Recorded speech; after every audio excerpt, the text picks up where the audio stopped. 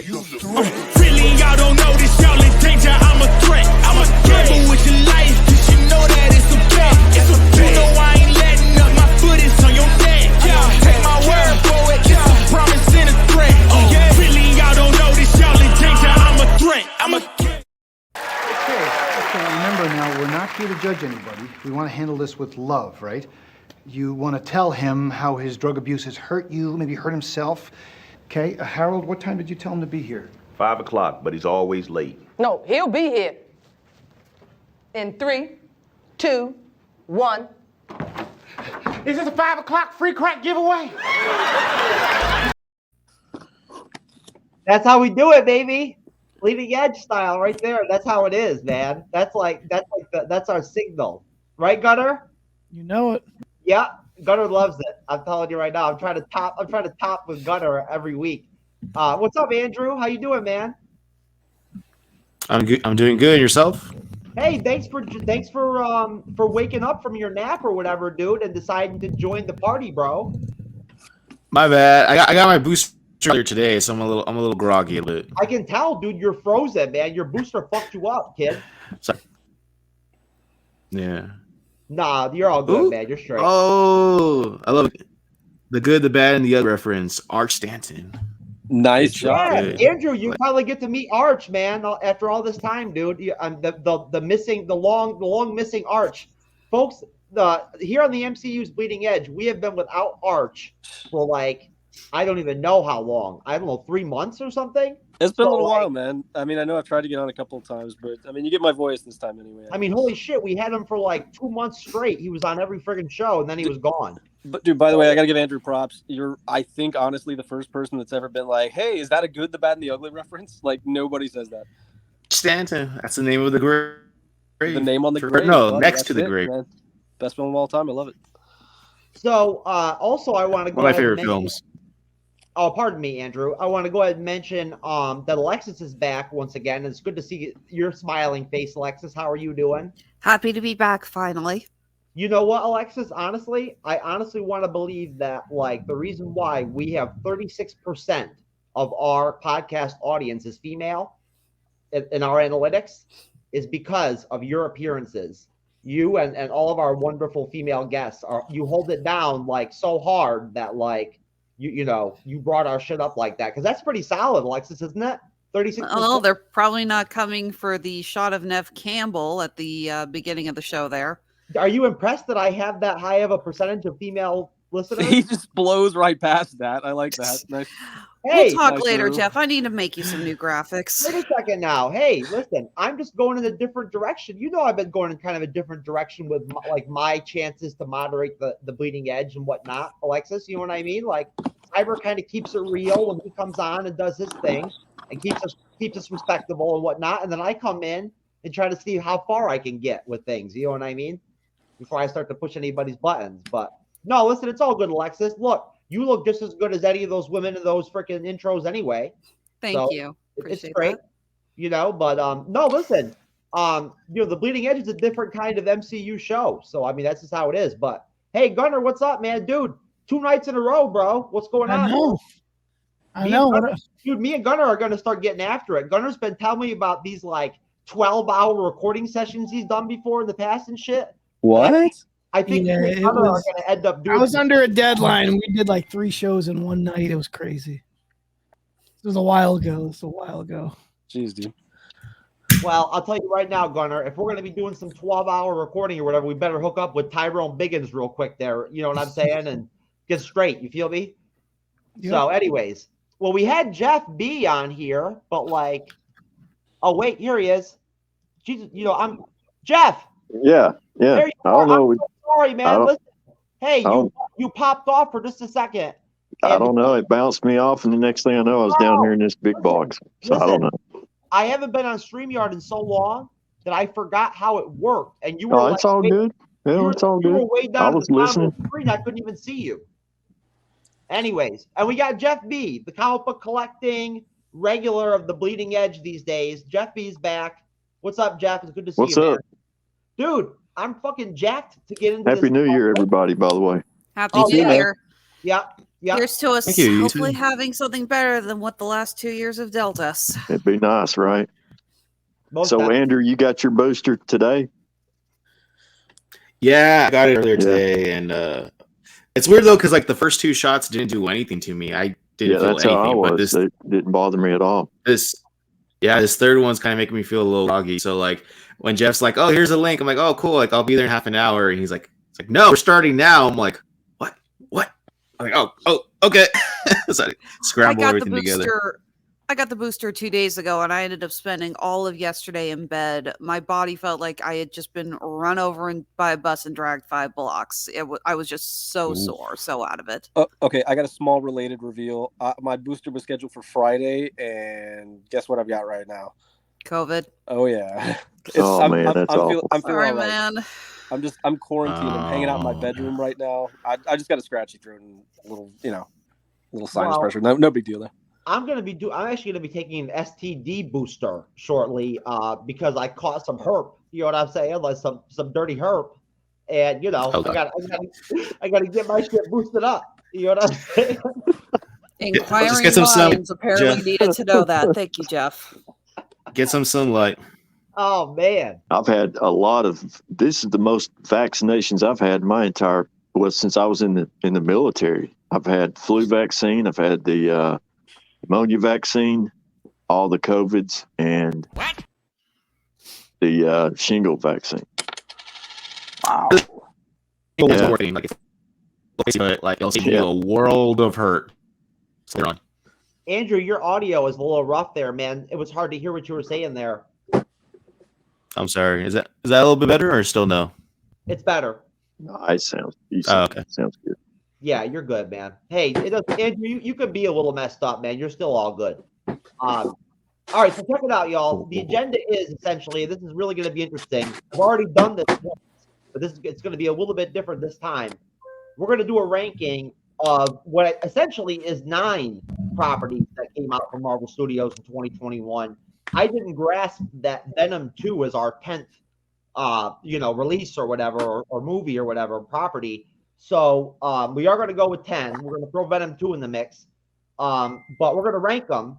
We're going to go best to worst, and try to go through 1 through 5 and try to get to that point. You know what I mean? And basically, the way it's going to work out is we're going to have a panel basically that's going to be Gunnar and Andrew and Jeff and me, and we're going to basically do the ranking. And Arch and Alexis are going to step in and like handle like the coaching of the shit, and like step in and like facilitate the dialogue and the discussion and whatnot and everything, and jump in on like what we pick and like what we choose, in our spots and stuff. Because Arch has a long-standing thing where he doesn't do ranking, Sorry. which is okay. I respect that about Arch. And Alexis wants to be fair too about it. So, right, Alexis? Very much. I'm just non-committal. I basically thought it'd be more fun to offer commentary when you guys tell me what it's like, well, this is at number 8, and I'll go, I'd put that higher, or I'll put that lower. It's like, because I was telling Jeff, the problems when I try to do top 10s with a group, everyone starts pointing out, their opinions, and I go, well, yeah, you got a point. And then I try to rework my list, and then by the end of it, I've pretty much thrown the whole damn thing up in the air. Well, honestly, to tell you the truth, Alexis, I was kind of cool. Once it fell in place the way it did, I talked to Arch, and then I talked to you, and we all kind of got on the same page. At that point, I knew what direction I was going to go with the show. You know what I mean? Firmly. Mm-hmm. You know what I'm saying? So then I could just kind of fill it out. You know what I mean? And we could just rock it from there, And I like how it came out because we got a great, ensemble here together for this, show. You know what I mean? We've got some solid people here. And, we're mixing things up. Not everybody's doing the same thing here. We're jumping on different wavelengths and stuff. I think it's kind of neat. So let's get into it. I'm excited. I'm pumped. I did this already. I did 10 through 6, worst to best on Snap, an MCU podcast with Gunnar and Chris. And then I slept through the second part and missed out my chance to do 5 to 1. So now we're doing it basically just in reverse. And I really thought it would be cool to have Gunnar come in and do this again, and I'm glad you were able to come on, Gunnar, because I think this will probably be fun for you. Yeah. It'll be Well, interesting. I want to redo my list because it's totally different now after I recorded that podcast with you guys. Like things that were low on my list, I'm like, man, that should have been higher, and things that were higher should have been lower. But I'm gonna leave my list the same. That way, it's fair. Yo, Gunnar and Chris both picked Hawkeye as their number 2 best release or whatever. Spoiler alert. Actually, Chris and I, Chris is my podcasting partner on Snap. Our top 4s were identical. I've been doing top 5 lists for 10 years in podcasts. Never seen anything like that where our top 4 were exactly the same, which is crazy. Well, you know what? Let's get this started. Let's get after it. Why don't we go ahead and why don't we just start right off? And Andrew, I'll put it on you. You can be in the hot seat. Why don't you break us off with your number 1, your top dog of 2021? All right. This includes everything up to and including No Way Home, right? This is everything. This is Venom 2, Spider-Man 3, Hawkeye, Okay. Falcon, All right. Winter Soldier, Shang-Chi, Black Widow, Loki, What If, Eternals, WandaVision. Yeah, I was going to say, let's make this abundantly clear for everyone listening. We are looking at 4 movies: Black Widow, Shang-Chi and the Legend of the Ten Rings, Eternals, Spider-Man, No Way Home. Well, I guess 5 if we are counting Venom, Let There Be Carnage. And 5 TV shows: WandaVision, Falcon and Winter Soldier, Loki, What If, and Hawkeye. And Andrew, hold on 1 second. All right. So, who would like to start? Mr. Barnes, why does Sam aggravate you? 15 seconds to drop. So what's our plan? Great.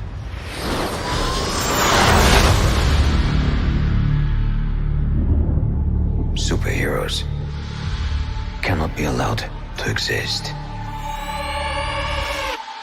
I have no intention to leave my work unfinished.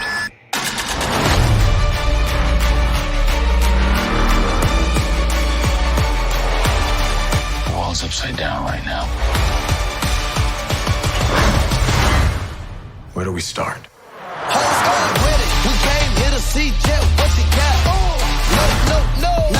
Buck, I have a plan.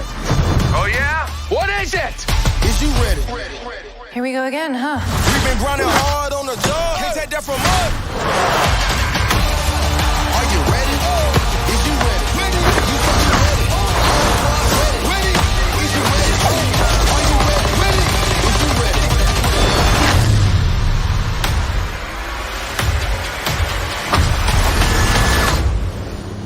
Hello, girl, kick your ass.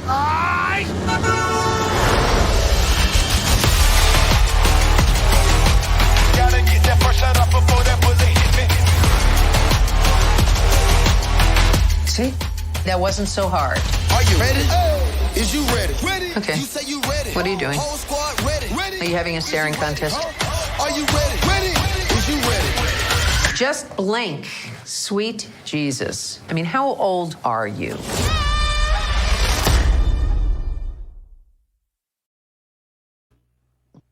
Dude, that was freaking awesome, man. I'm so glad that we watched that. That was really cool. I forgot how awesome that freaking trailer was. Does anybody want to just remark anything on that? Because I got to just say really quick that it looked Sharon Carter still looks freaking awesome when she in that episode 3 where she fights all those thugs or whatever and whatnot in that shipping yard or whatever it was. You know what I mean? With Zemo when they're interrogating the Hydra scientists and everything. And she fights all those thugs and whatnot. That shit was awesome. But I think that really captured that show. I've never actually seen that. That was released after the show. It was a trailer towards the end of the season or after? Or no, that was pre. That was that was an early trailer. That was the Investors Day trailer. That was the trailer. That was the Falcon and the Winter Soldier trailer. Somehow I don't remember that one. That looks good though. That looks really good. Oh, it was great. When Falcon went underneath the truck and everything and whatnot, that was awesome. Yeah, I think you had to see that on Disney Plus. I mean, you guys already know this about me. I don't watch a lot of trailers because I know I'm going to love the show and I like seeing all that stuff firsthand. But I'll tell you, that trailer, looking back on it now, it reflects the show. It makes me. It's what made me feel excited about the show. They just summed it up there. Very much. So does anybody feel like they're going to be biased now or anything like that because we watched that? No? All right. Anyways, back to you, Andrew. I gave you some extra time to think things through. You know what? I'm actually glad to play that trailer because I was thinking about Falcon and Winter Soldier, and I was like, that show was all right. And I thought about Baron Zemo, and I'm like, oh, that's right. I forgot Zemo was in that. I'm like, oh, that's right. He was like probably one of the better parts of that show. So I'm glad you play that trailer. But my answer for my number one is still going to be No Way Home. It's just I cannot think of a better ensemble film since like Endgame. I think it's when it comes to like movies or shows, anything that makes me feel things, even if it's like a cheap nostalgia grab, like I'm a sucker for that. Anything that makes me like laugh, makes me nervous, makes me cry, which No Way Home did all those things. For me, No Way Home is easily number one. Yeah, No Way Home was my number one too, Andrew. I thought it hit every mark it was supposed to hit. I mean, it didn't let me down at all. I loved everything about it. Most definitely. Yeah. I mean, I think that that's a pretty safe bet, obviously, to go in that direction. Why don't we slide right over to you, Gunner, and why don't you jump right in and give us our next big number one? Oh yeah, like I said, No Way Home is my number one also. Is there I think you need to ask Jeff what his number one is. Yeah. Okay. Yeah, Jeff B, what's up? What's your number one? Oh man, my number one movie overall, number one show and movie combined, probably the number one would have to be Spider-Man: No Way Home. Oh, come on, guys. You guys are making this boring. I'm only saying that because of the movies that's come out, Black Widow wasn't anywhere near the caliber of Spider-Man. I like Black Widow, but it wasn't anywhere near as good. And I haven't seen Eternals, so. That's and right. Shang-Chi I've watched, but Shang-Chi's not as good as Spider-Man's movie. Spider-Man just brought out a lot of old school stuff. I gotta be honest with you. I'm telling you right now, Jeff, I would bet money that probably seeing the Eternals would not change your decision there, like at number one. You know what I'm saying? I haven't seen Venom and I haven't seen Eternals. So I want to put it out there right now. When we did our review of the Eternals, it was me and Alexis that against the Eternals versus Mark and friggin' Deathman that were crying over the Eternals and everything and whatnot, thought it was like Oscar worthy. But anyways, I don't think Mark said it was Oscar worthy. I'm just messing around. I know that. Sorry, he's my boss. I gotta defend him. Okay, so listen, I'm gonna jump in and change it up. I'm not gonna pick Spider-Man, and hopefully this will give you and Alexa something to work with here. I'm definitely not gonna go with Spider-Man at all. I'm gonna change the game up. Because I think, honestly, probably that, the number one production that came out of everything that came out probably was WandaVision.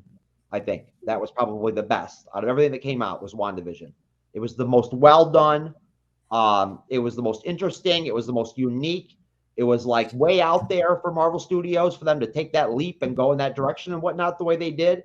And they really kind of, took a chance there. It set the pace. It was nice to see that with Marvel Studios. It was nice to see that with Kevin Feige, that with all the success that Marvel's had, they're not trying to play it safe. They're willing to take chances and do different shit.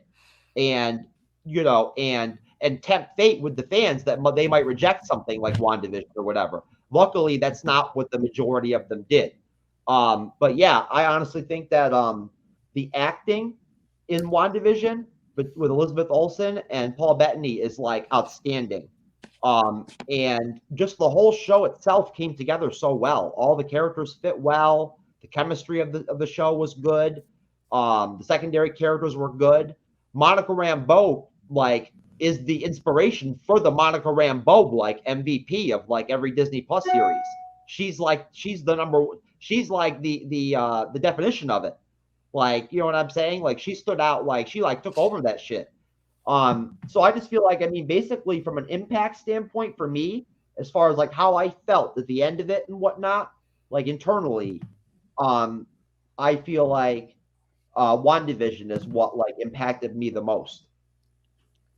Yeah, I'll talk more about WandaVision when it comes up on my list, but I will say this. out of all of the experiences I have, I enjoyed watching WandaVision more than all of these. Like the experience of that, of podcasting on it, taking notes, deep diving the most weird, obscure, random characters. I loved everything about the process of WandaVision. And I love the series too. It's a little lower on my list, but the experience of watching it, nothing tops it. Nothing. Even as much as I love Spider-Man, I love the experience of watching and podcasting every week and trying to anticipate what's coming next. I like that more than anything this year. But yeah, we'll talk more about WandaVision when it pops up on my list. I'd love to hear, Alexis, I'd love to hear from you and Arch on WandaVision, to be honest with you, because I feel like it's a really interesting topic. From a technical standpoint, I cannot, praise WandaVision enough. I love how they were able to tackle and capture the feel of all these different generations of television in one setting. I love how well they were able to mimic the feel of the old 50s and 60s shows, to the fact that they actually filmed them with a studio audience, with minimal special effects, no CGI, everything, with using string and the old-fashioned techniques. They apparently even brought Dick Van Dyke in as a consultant for that, and I thought that was really cool. However, I cannot put it anywhere near my personal number one space for one reason only, and that is the Quicksilver cock tease. That really pissed me off. I understand where they were going with this, the idea of the recasting. I get the points that Kevin Feige and the directors and everything were trying to do, but when oh my god, the name of the actor from the Fox X-Men movies who played Quicksilver, when he showed up. Why is that stumping me? Peter Evans, isn't it? Yeah. Evan Peters. Evan Peters. Other way around. I was screaming. I was going, oh my God. I could not stop freaking out, because it was like, we thought this was going to be the link to bring in the X-Men, and then they find out, no, it's a lame attempt at a boner joke. And I was just there going, there is no way you guys could have done this and not have us react any other way. Again, I get what you guys, I get the idea of the recasting. I get the notes they were trying to hit, but that genuinely made me upset. I really felt like that was a giant tease in the face of the fans, who they know are overreading every detail on the show. We're looking for Easter eggs between the lines on the calendar on the wall, for God's sake. We overanalyze everything. We are the biggest nerds on the planet. And to do that, I was like, I'm sorry. I genuinely thought it was kind of a middle finger. Nothing did that. No other show or movie had that buzz like WandaVision did, where it drove everybody crazy. I still think it was the timing, because of the pandemic, and it came out. The timing was perfect, because everybody was, it gave everybody something to do. I mean, but I agree. It was a total deep dive. That thing really got everything kicked off. That kicked the whole Disney Plus thing off for Marvel. And on the same note as the same note as the boner joke, the whole Paul Bettany, there's an actor that I always wanted to work with. It's myself. Like, that was kind of dumb. Andrew, what did you want to say, brother? I was going to say, along the same lines as everybody else has mentioned, about how for the longest time that running joke, or maybe not a running joke, I think it was serious for some people, was like the whole Mephisto thing and everything. Like, watching the way I think everybody, because it was the first like Marvel week to week show we got, it had to set the tone for the rest. Watching that, and like how she mentioned, like looking at every single clue and everything, I think that kind of made me a little jaded later on with the rest of the Marvel shows, where like I wasn't trying to pay as much attention, because I felt like my paying super attention wasn't going to reward me, because it didn't reward me in WandaVision. For a lot of the later shows, I wasn't looking out for any like little clues or Easter eggs, because I was like, and I think that kind of helped, because like the surprises we did get in Falcon and in Hawkeye, like, because I wasn't anticipating anything, like, if you're not, if you set your bar low, like, you're more likely to get surprised. And I think that's kind of like how, I think that's why in some ways I enjoyed the later Marvel show more than WandaVision.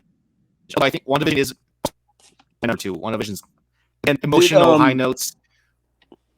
Is everybody here? Was everybody here kind of pro that being the Fox Quicksilver? Just quick show of hands.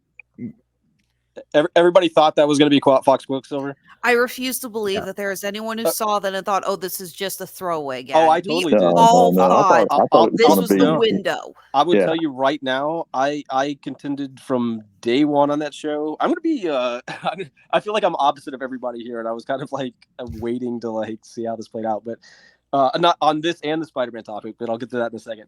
The I never thought that they'd possibly do that. I didn't think that Marvel would come close to saying, "Oh yeah, we want the Fox version of the X-Men in this." I always thought that they were going to go for their own unique thing. So when I saw him come up, I was like, "Nah, there's no way they're actually making this Fox Quicksilver."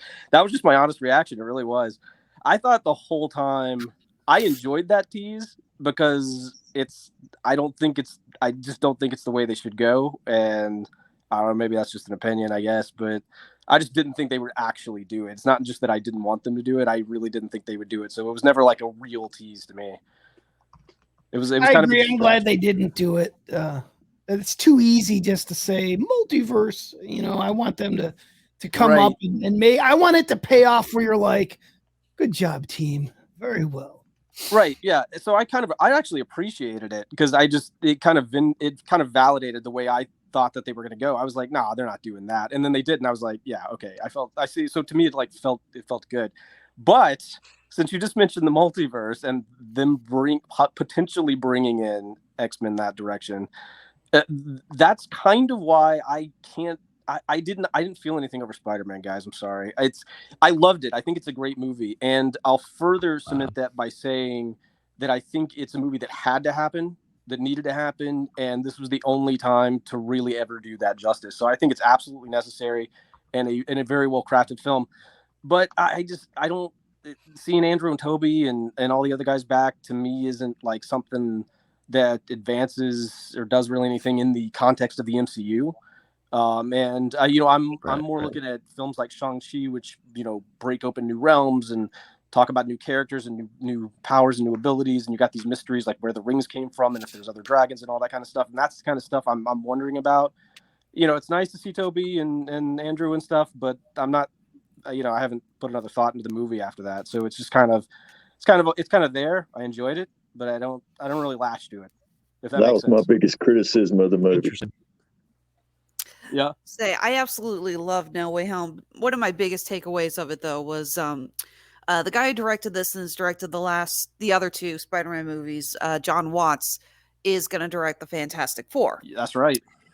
And watching No Way Home and seeing how they watching how they incorporated all this, the fact that they found a way to bring in Green Goblin and Electro and have them actually kind of look like their comic book counterparts. I walked out of that theater and the first thing into my mind was, yep, I trust John Watts to do Fantastic Four now. Oh, I definitely do. It's a great film. I don't want to take anything away from it. It's damn good. And I love it. I'm clearly in a teeny tiny minority, and I love that everybody else is pumped for it. I love how well it's doing at the box office, which is a whole nother conversation. It's awesome, dude. I love seeing it. I really do.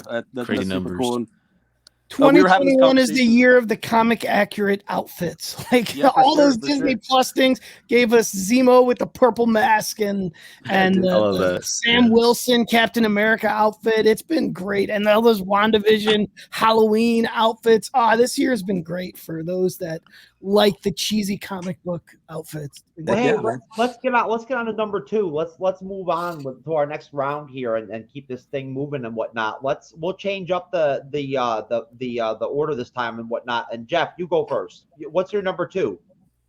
Well, we just talked about number 2 was WandaVision on mine. Oh shit. Okay. Yeah.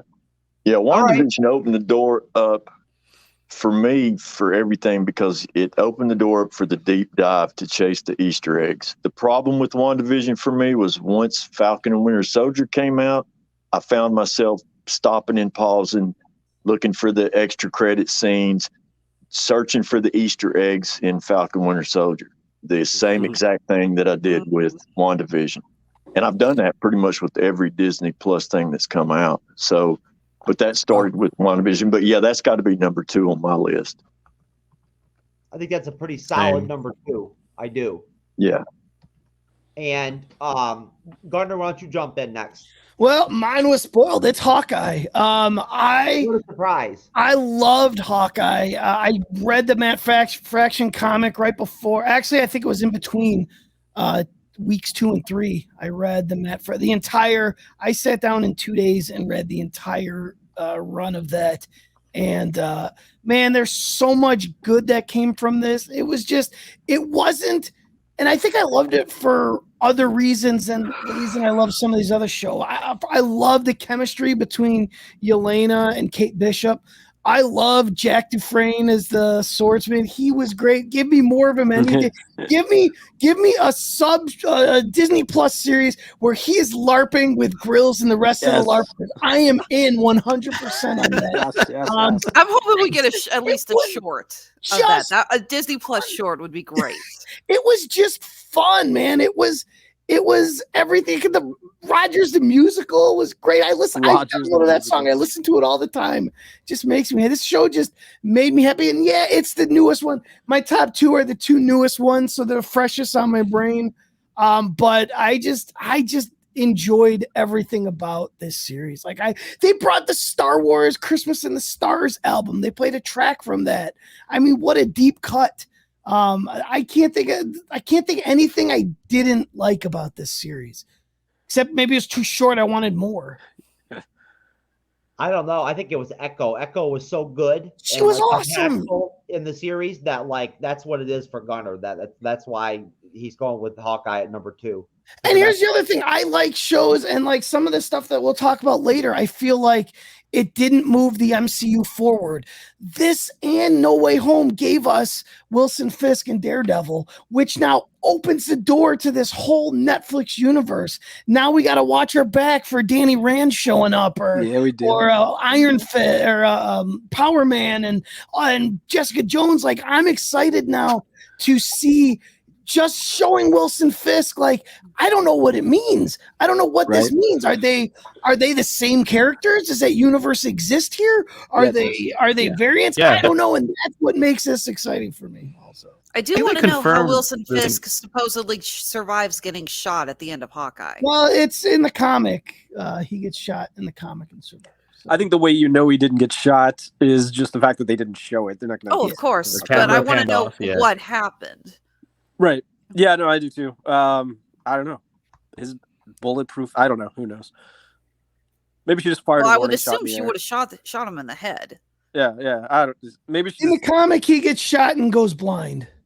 She shoots. Actually, Maya shoots him, and he survives, but he's blind. Interesting. So, which would set up. I think the Echo series is a hidden Daredevil show. I think Daredevil will be on it. I think it will. Probably. If these guys are part of this universe, I think we're going to see Foggy and we're going to see everyone from that Daredevil universe in Echo. Yeah, they just didn't want to announce that Daredevil, that they're doing a Daredevil series. I agree with Gunner 100%. I think you'll see Karen Page and you'll see Foggy and you'll see all of them come. You think it's literally a Daredevil show? Well, I think it'll be a Daredevil and Echo show. I think there's a very strong chance, Arch, that honestly, if Marvel's not careful, if they allow Daredevil to be too involved in the Echo series, he could take over. Of course, yeah, absolutely. Well, I'm really curious, since I wasn't really expecting to see them. That was honestly my favorite part of No Way Home, was seeing Matt and then him catching the brick, and my jaw was on the floor. I was like, what? That got me excited. Seeing Wilson back, I agree. I'm waiting to see what their plans are, because this can't just be a tease. Surely, they gotta have something. Yelena and Kate. Well, talk about chemistry. I mean, we've had great chemistry in the MCU, but this is towards the top of the list. They were so good together. They were really good. That elevator scene. I love that elevator scene they have together. Where she's smacking her hand when she's reaching the button, so she finally starts getting aggressive, and she outmaneuvers her and everything. I love that elevator scene. And man, Yelena's voice was just mesmerizing to me. I could hear her talking that terrible Russian accent all day long. I loved it. It's like Bane in Dark Knight Rises. I could just listen to him narrate War and Peace, and I would be happy. Or the phone book 9675309. Okay, all right. That's me right now. So I'll jump in next, and then Andrew, you can round us out. All right, my number 2 is going to be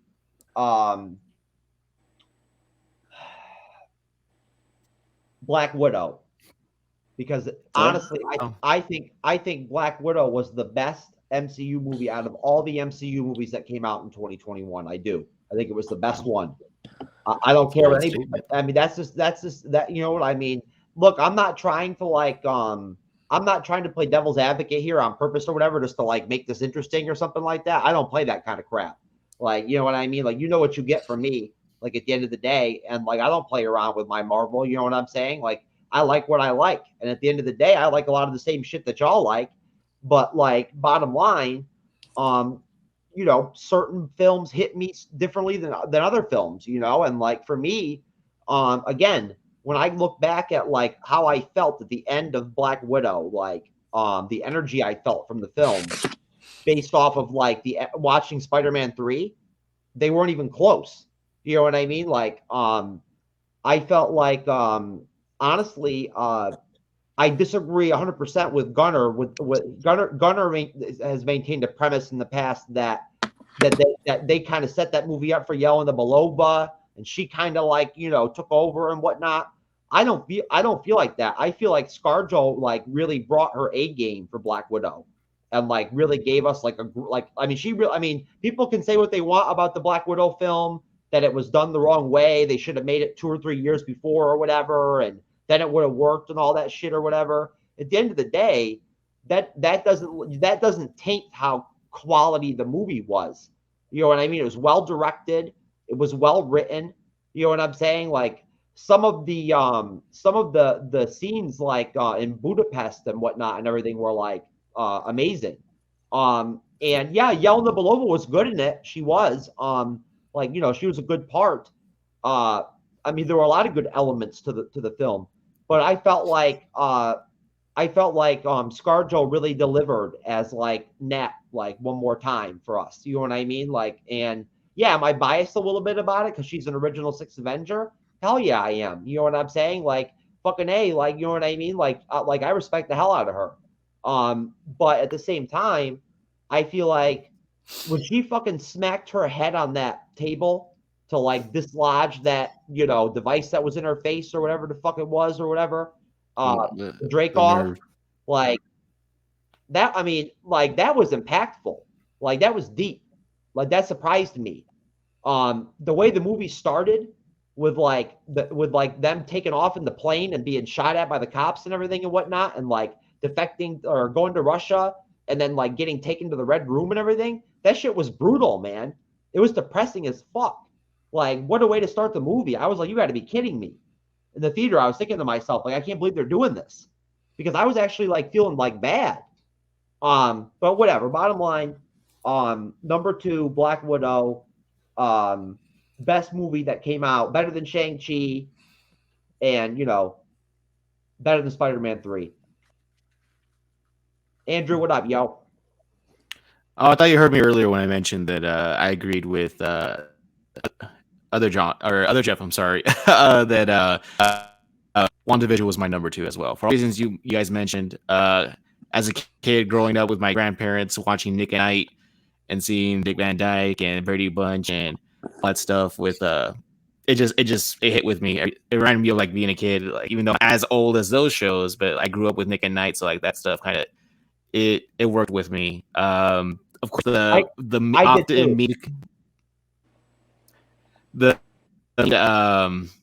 quote from Vision of what do you say about ever enduring? Like, I know I got memed to hell, but that's a really good line.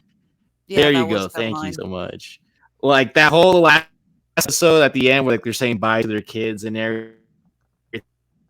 Oh my god, like that was it, again, anything that makes me feel like cinema or like shows, whatever. Andrew, you're cutting out really bad, man, just so you know. Like, you're going in and out a little bit. Like, you were just a little bit distorted earlier, but now you're actually like, we're losing you here and there. Check the wiring on your mic plug-in, man. It sounds like what happens when I don't plug my headset in completely. Yeah, it's staticking out real bad. Oh, you know what? Yeah, I can see like the port's a little loose right here. There you go, man. That could be why. That's what it is. It's probably rocking back and forth a little bit. Mm-hmm. Yeah. Back. I lost my train of thought. That's what I was saying. Anything. Wanda's with a scene at cinema the end where or Wanda show. and Vision were saying goodbye to their kids. Right. Anything that makes me feel an emotion, and it's not just a story, but actually makes tugs at my heartstrings or makes me feel something that I consider that like something great. So, WandaVision's my easily number 2. Okay, most definitely. Arch, Alexis, do you have anything to throw in or jump in here based off of what we put out there for our number 2s? Yeah, man. I think those are both good shots at number 2. I tend to agree with WandaVision like a lot more. I think that was a very complete show. I thought it was very unique and just bold to do something which is really complex. Actually, they had a lot of different sets. They had to update a lot of different things. They mixed a lot of different periods. If you ever watched our reviews of them, Taylor first goes on a long list every episode, breaking down the various influences which were in each set and in each story. They didn't just say, hey, this is the this is the Bewitched era and it's exactly a clone copy of her house. Each set has 8, 9, 10 maybe more influences into it, and I think it's really brilliant and really creative. I thought that was just a fantastically executed show. I love the ending. I love where they left Wanda. I just thought it was great, and just the weirdness factor for me is something I'm more interested in. I love that weird side of Marvel, so that I thought that was great. Hawkeye was surprising to me. There's 2 things I really loved about it. One, in general, that they took Hawkeye to a street level sort of position and put him in that arena because he's always classically been known as the weaker one on the Avengers thing, and dealing with these world crazy events or more, closer to us at least a little bit. It's like a real human dealing with this. So, I mean, I thought the fact of bringing this guy who doesn't really have any particular, strength set or something crazy. I mean, obviously he's got skills, but doing that and putting him on the street level was really kind of cool. I thought that was a great way to do it. And second, the way they introduced Haley, this is the kind of stuff I really love in comic book movies. Seeing her out the window as a kid, watching Hawkeye from a different perspective of that building jump he did, man, dude, that to me, that's a moment that means something. It takes you back, and I love whenever they go back and show you how much influence this one event had, and they keep sort of reinventing that event. I won't be able to watch Avengers now without watching the scene where he jumps off that building and knowing Kate is watching him right now and it changed her life. I think that is strong. Yeah, that's definitely. I want to just really quick jump in and just say that I definitely agree with you on that, Arch. I've mentioned this before in Hawkeye reviews with Andrew and stuff like that. We had this conversation about how for me that really stood out to me, that that different view they gave us of the Battle of New York. And Hawkeye's little action scenes there and whatnot and everything.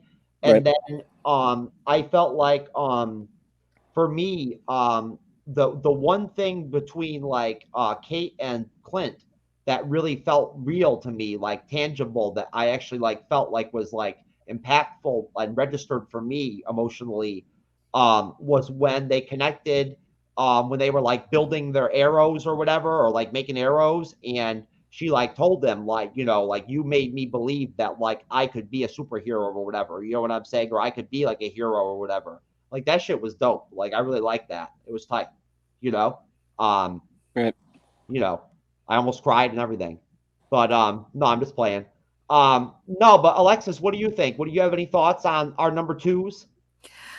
Which do you want me to talk about? The fact that I agree about Hawkeye, or the fact that I think you're insane about Black Widow because that movie was terrible? What?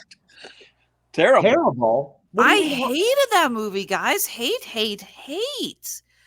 I thought it did a horrible disservice to Black Widow. I thought what they did to Taskmaster is criminal. I agree. Totally agree. I thought Dreykov officially became the most boring villain, even behind Malekith, which I didn't think was even possible. I like the stuff between the family. This director did a good job with the scenes with the Red Guardian, Rachel Weisz's character, and our 2 Black Widows, those scenes were really good. And the scene in the beginning with the family and the kids escaping, those were also really good.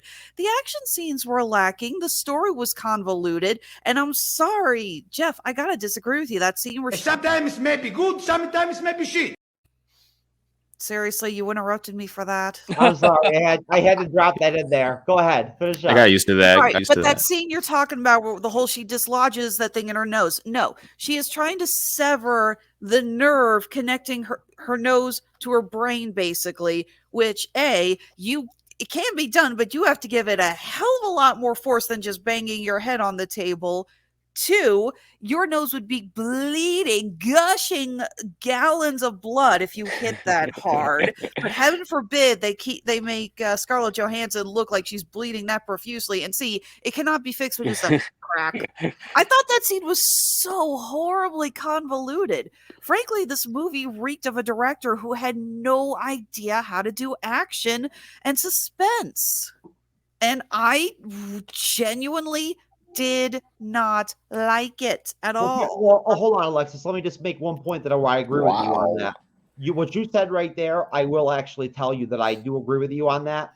I do think Kate Shortland kind of fell flat in terms of if the film could have went in a Captain America Winter Soldier direction. Exactly. If they would have done it the right way, it could have been like that. It could have been like noir and secret agenty. You know what I But mean? nobody got injured in that whole movie. Nobody got a broken arm or leg or nothing. And you can't tell me all those falls and everything that nobody got hurt. Well, no, hold on. The 2 girls, the 2 Black Widows fell down and broke their legs. One at the very beginning. Yeah.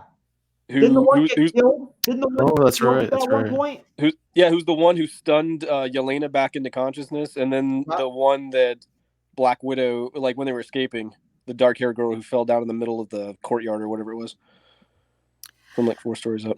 Just I also had a real problem with what they did. Again, this goes back to the Taskmaster thing. The fact that Dreykov's daughter, who we have established in previous movies is one of the things that Natasha has felt guilty about for years, that she feels she killed this kid, only to find out that she's alive and she's been brainwashed. When she brings her back to life, the first thing this girl says is he gone? She doesn't care about what Natasha did. She only cares about her father.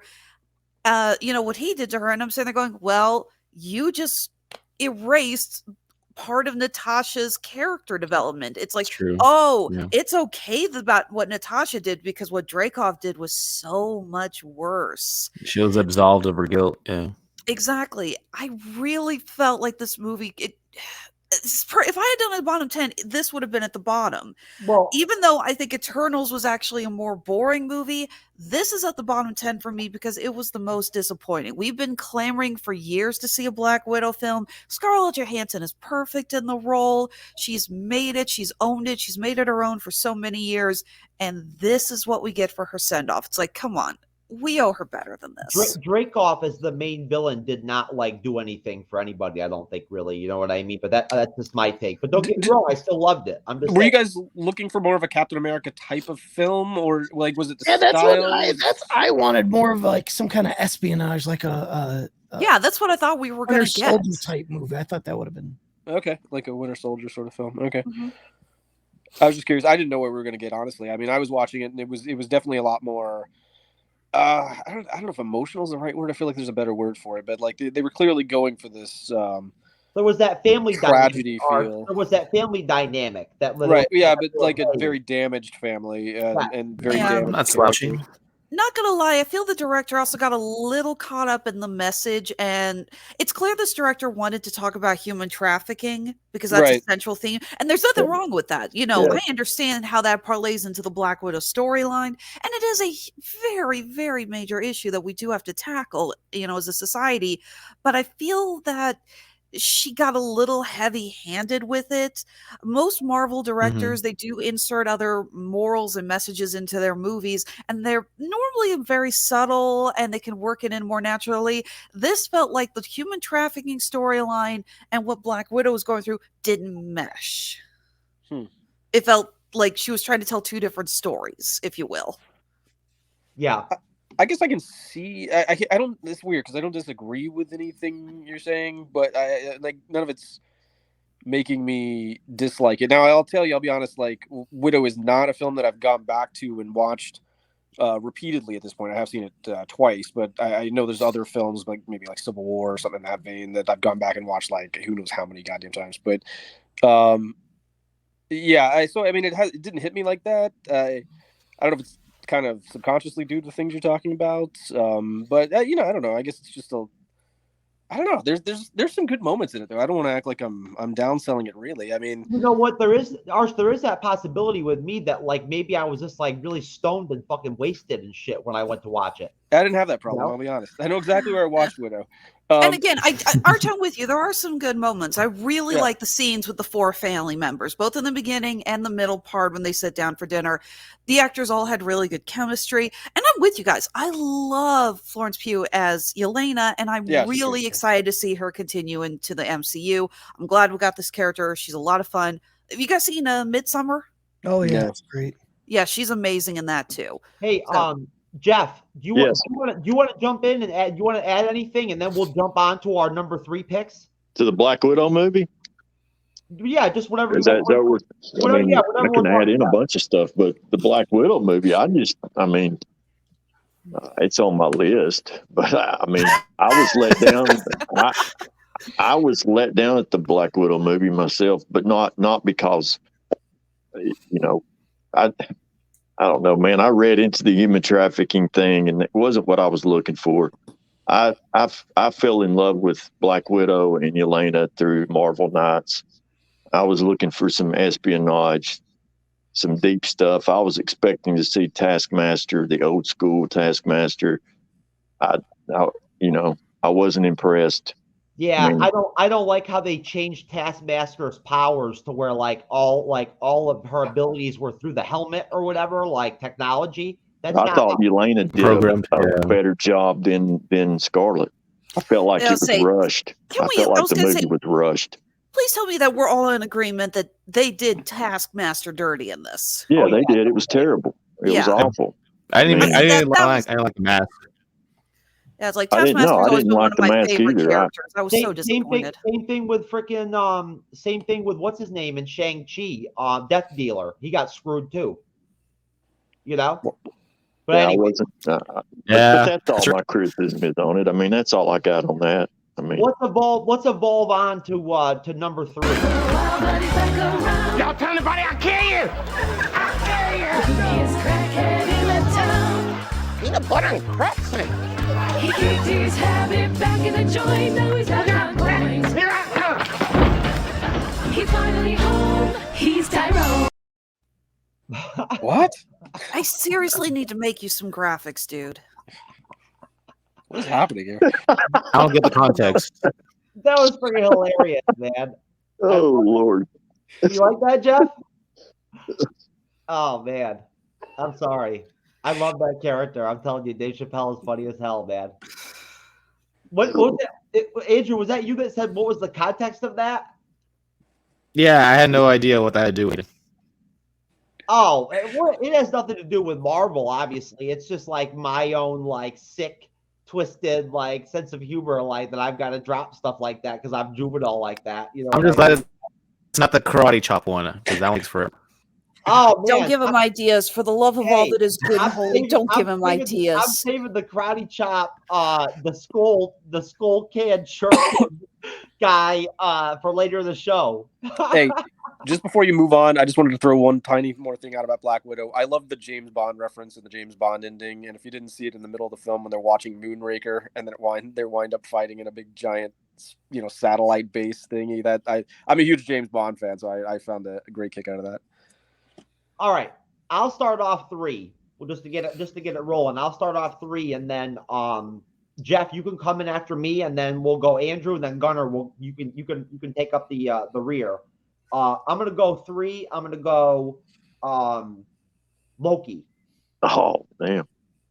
Good choice. Simple as that. And I don't think there's anything to really have to say about it. I mean, you know what I'm saying? Like it was basically, on some levels, it was better than WandaVision. Just not overall, to me, was it better than WandaVision. But like on some levels, I feel like it was. You know what I mean? And definitely a different series. And without question, the whole Lady Loki, you know, what I forget, what was her name? Was it Sylvie. Yeah, Sylvie was the Monica Rambeau, John Walker MVP of like the series or whatever. And I don't know what they're gonna do with her like in the future because she's too old to be a young Avenger. You know, so like I don't know where they go with her, but I feel like it's interesting this whole dichotomy now where they have the Disney Plus series, right?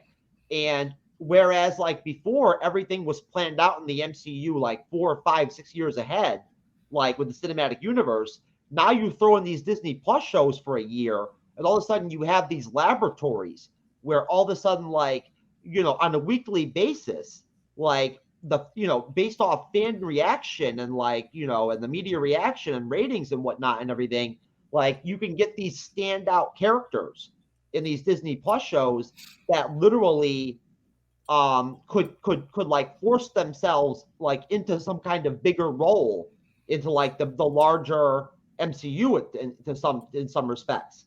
And I feel like Disney Plus it brought that element to Marvel Studios and to like their whole production like values and like how they view their planning and everything and whatnot. I feel like Disney Plus is causing them for the first time in years to actually have to like be willing to react based right off of like instant type stuff. You know what I mean? Like stuff that's just happening, like, you know, like on a daily basis, weekly basis.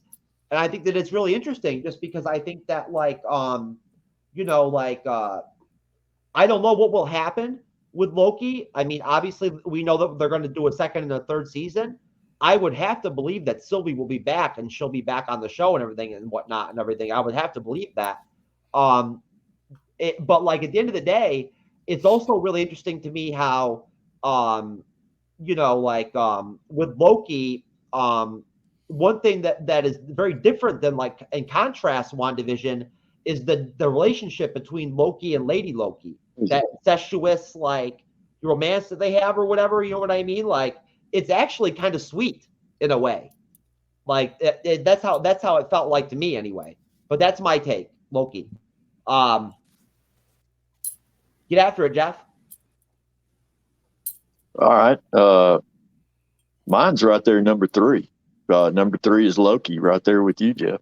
Oh, awesome, man. Yeah, I thought that was kind of strange. But my biggest thing with Loki is, I mean, Owen Wilson. Who would have thought Owen Wilson would come in and be a serious character like that?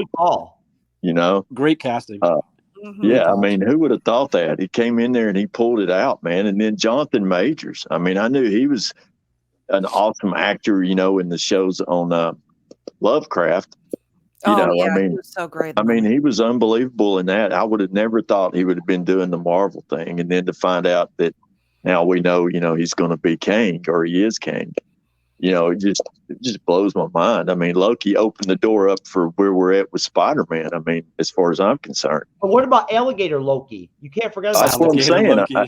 You know, he brought that in. And then, I lost and then track of how many cosplayers were doing it. Okay, Oh, so yeah. you guys know I'm a Comic-Con vendor. I take pictures of all of the cosplayers that come by my table when I work shows.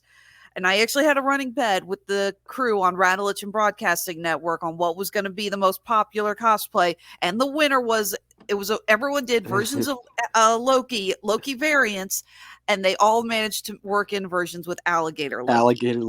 Alligator Loki almost made it to Baby Groot and Baby Yoda status. He's like right there. Almost. Right off the bat. He needed one more episode, I think. Yeah, but pretty the much. fact that he only appeared in one episode for...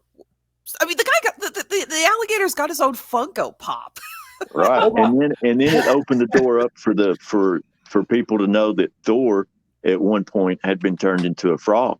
That was such a great Easter egg. I opened love up. that. Now you've got comics, you know, they did a run on Thor, the recent comic book, where one of the covers is him as a frog, and now the frog is a character in the comic book. Hey, So Jeff. Who it caught the spurned a lot Thanos of things. copter in the background in that episode? That was awesome. That was great. That was Yeah, it was so good. great. Jeff, listen, man. Listen. The idea that I'm gonna go- Thanos needs a helicopter. I love I'm that gonna go- comic I'm gonna- panel. It's so Since we're on stupid. Loki, I'm going to drop the Loki trailer quick, and then you can come back in and finish your contribution and whatnot off the trailer.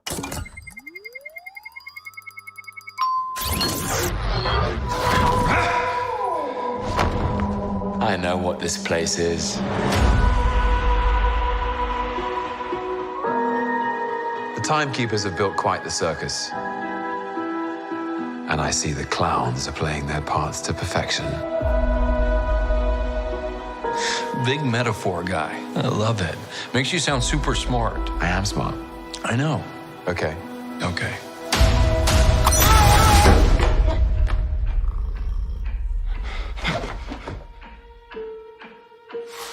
Please sign to verify this is everything you've ever said. This is absurd. Sign this too.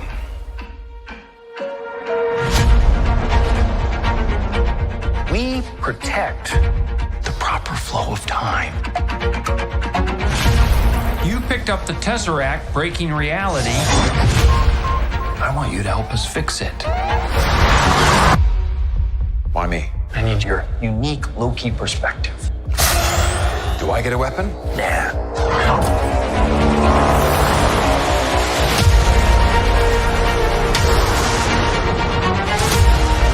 You really believe in this Loki variant? Luckily, he believes in himself enough for the both of us. Why? It is adorable that you think you could possibly manipulate me. I'm 10 steps ahead of you. You're not big on trust, are you? You can trust me. Loki, I've studied almost every moment of your entire life. You've literally stabbed people in the back like 50 times. Why never do it again?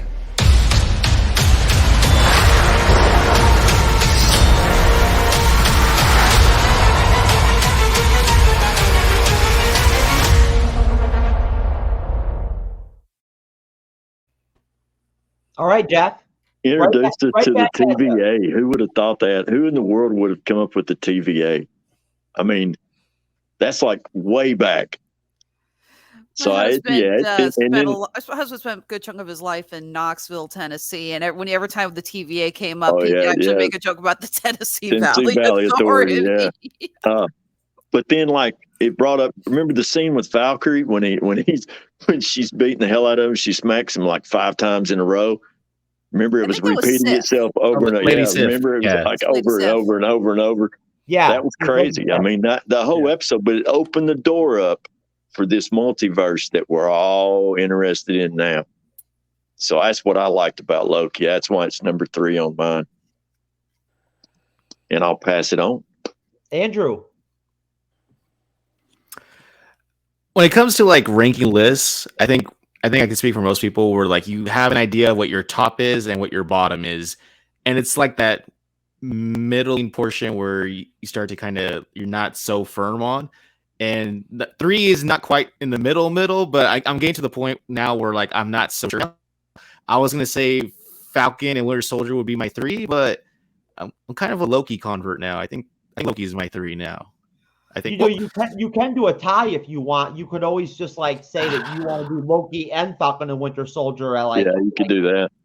Yeah, I think this is why a lot of ranking yeah. now, they don't do top 10 so much. They do the exceptional A, B, C, D, F ranking. Yeah, That's because I what know see a like, lot of people do nowadays. I know what I love the most and what I hated the most, but it's that middle section where on any given day it can be completely different. So I'm just locking it with Loki at number 3 just because I loved all those characters. There's so much stuff in Loki, it'll open your imagination up. That's what's crazy. There's so much there. But Andrew, all those variations. Renslayer, what? But Andrew, you do kind of feel like the Falcon and the Winter Soldier was almost like just as good as Loki. Yeah, I do. Honestly, I do. Yeah, they're right there. They're right up there for me. They're tied. And then like we'll get to the rest later. But those 2 on any given day, interchangeable for me. I found different things to love about both. Zemo, obviously in Falcon Winter Soldier. I love all the history stuff with I can't remember his name, but the old school, the black Captain America from like the 50s. I love all that kind of like commentary about Bradley.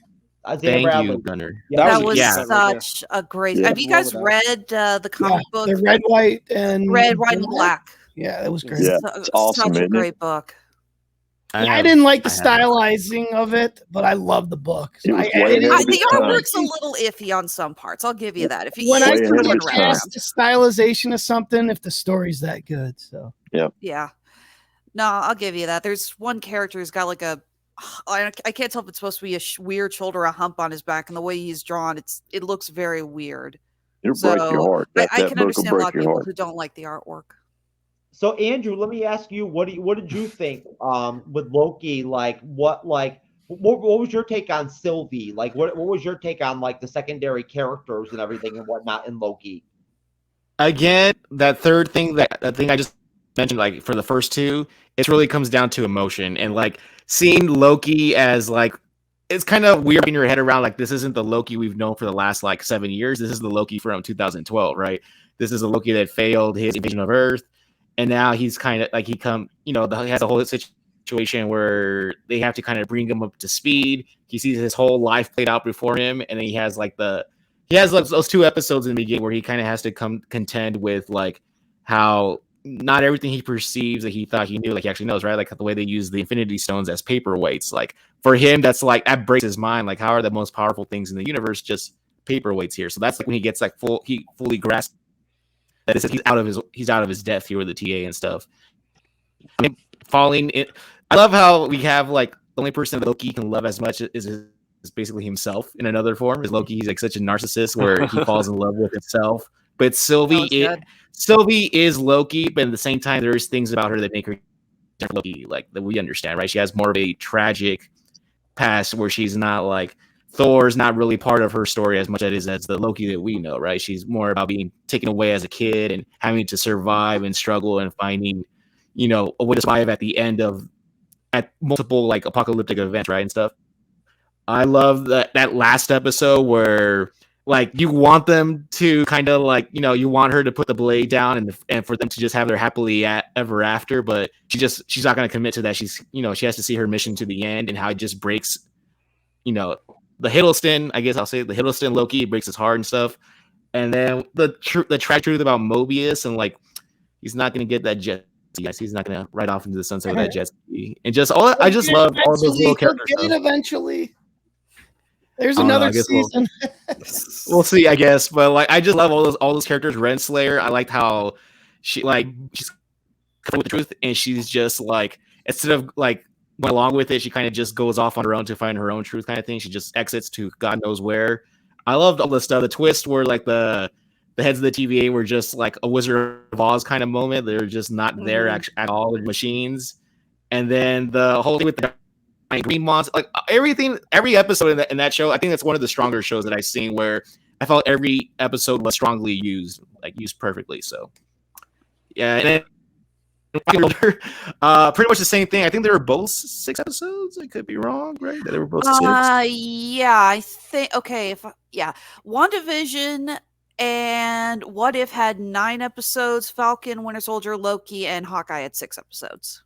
Okay, so yeah, same thing with Falcon Winter Soldier. Every episode was used properly. I love the stuff where we get that moment where Bucky finally realizes that the stuff doesn't work on him anymore. The brainwashing stuff, like that was powerful. That was really. Oh my god, that made me tear up. I say that made me tear up. Just like that sense of relief, that, like he's like finally his again. Like, so powerful. Everything that Marvel does, well, just about everything, right? Just about everything is like wonderfully done. So Loki, Falcon Winter Soldier tied for 3 for me. So I'll kick it off because the time comes up. Go ahead. Gunner. Man, I'm gonna sound like a broken record. My number 3 is Loki. I loved it. I mean, everything's been said that I would say about it. Everything between the Thanos copter and Throg, the Throg Loki. The things that hasn't been mentioned yet. Eugene Cordero, he's the MVP of this series. He's the TV agent that, that's dumb. Like, he's hilarious. I love him. Give me more of Eugene Cordero. And little things like, I love that the void was filled with TVA trays, which means as soon as these guys were done with their lunch, instead of getting up and putting their tray away, they stabbed it with that stick and sent the tray to the void.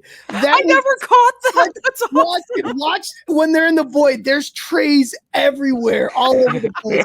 I thought that was so awesome.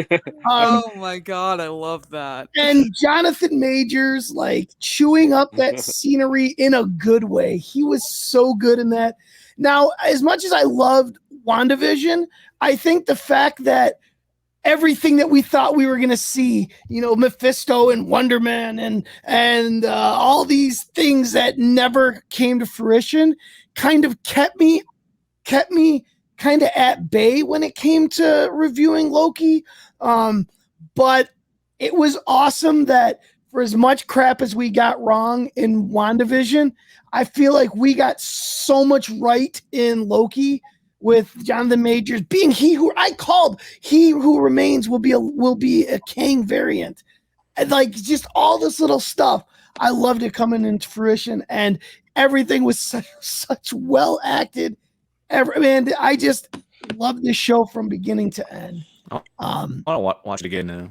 Right? I didn't Yeah. know. Another good one to podcast. Like, we're all hyping it up. All of a sudden, it's like, I want to go rewatch that. Seriously, this is the one I was waiting for you guys to say.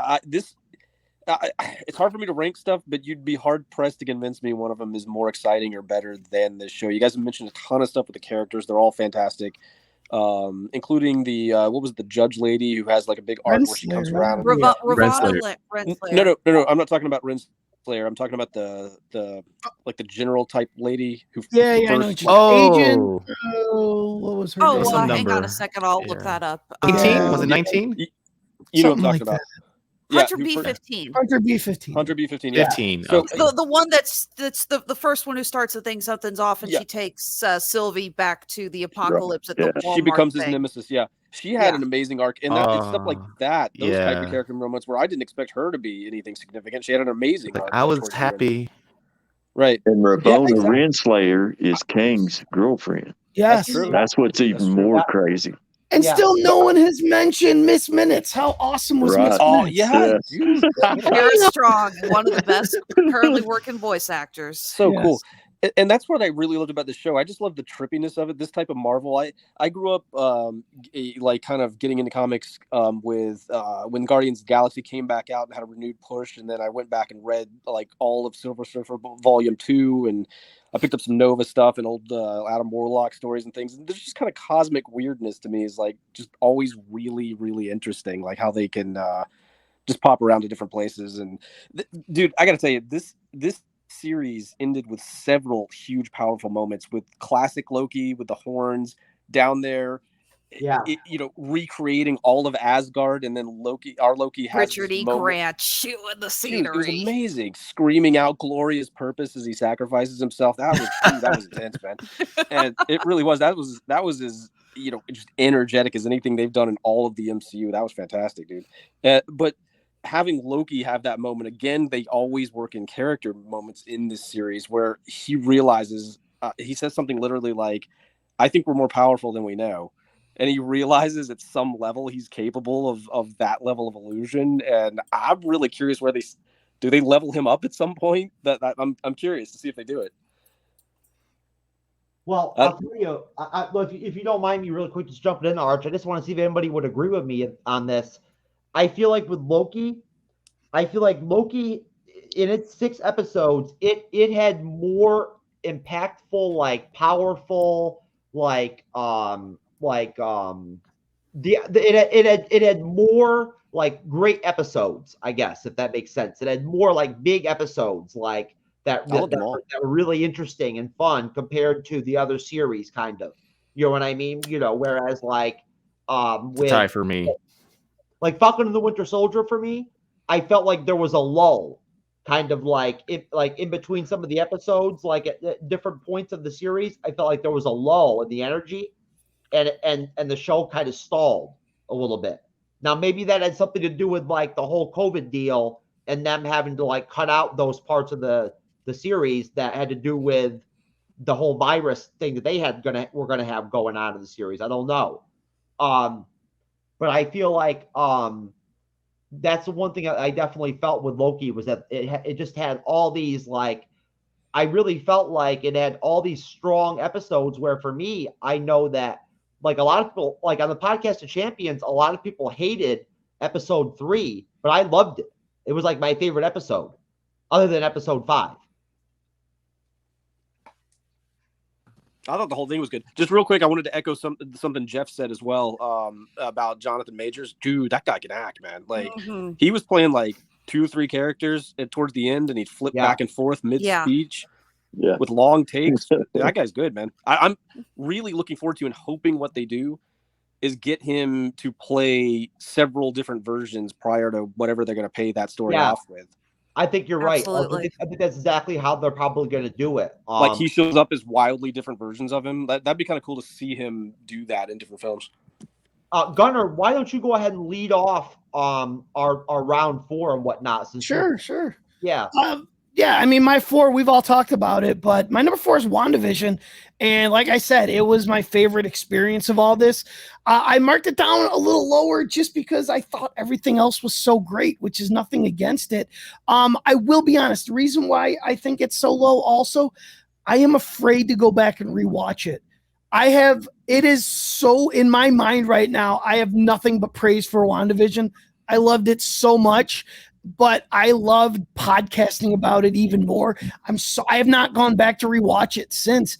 I'm afraid in my mind, it is on such a high pedestal that I don't want to knock it off. So I'm seriously really afraid to rewatch it. But I tried not to say anything about WandaVision just because I knew I was going to talk about it. But I mean, really, what more is there to say that we haven't said?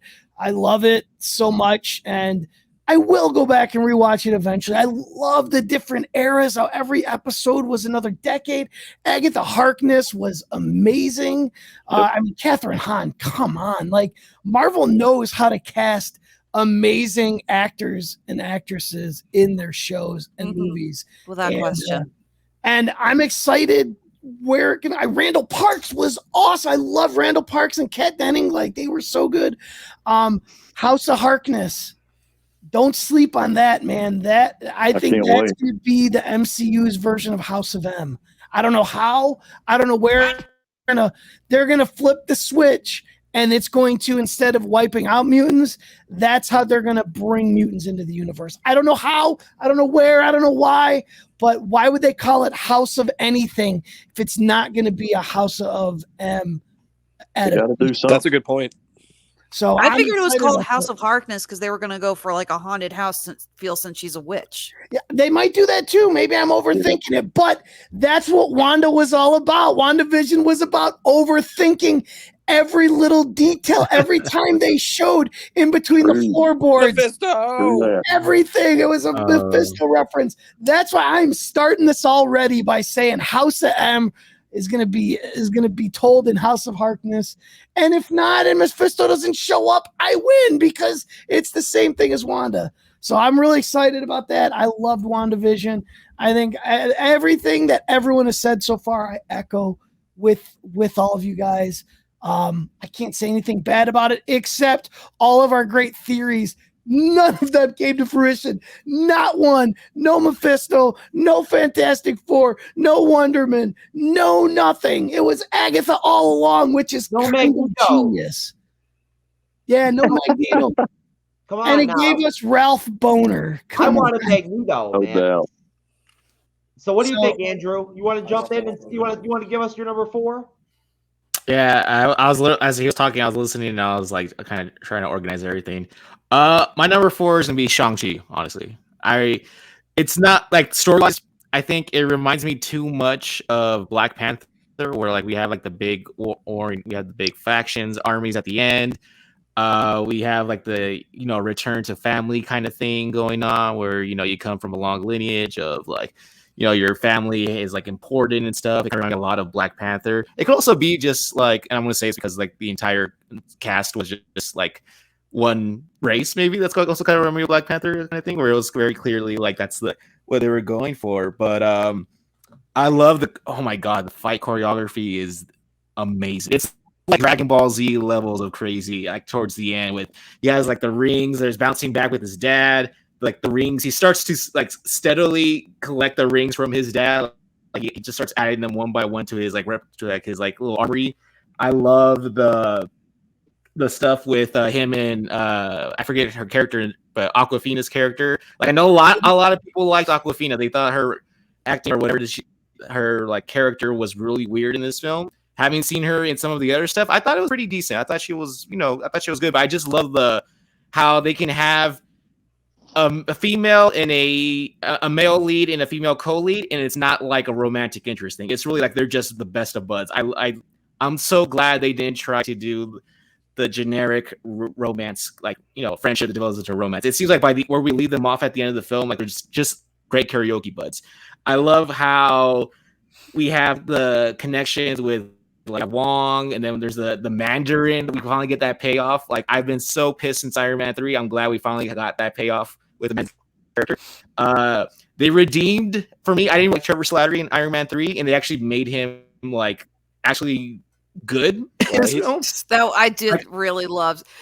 Who didn't laugh out loud seeing Trevor Slattery teaching the kids how to play soccer in that musical? That was such a cute scene. I loved it. They took this professional like outstanding actor, and they had him playing with this freaking like ass faced fucking like weird like Disney creature or whatever. Like what the hell was that? Oh, Morris, little cute. I like Morris, little character. That little whatever that thing is. I love that thing.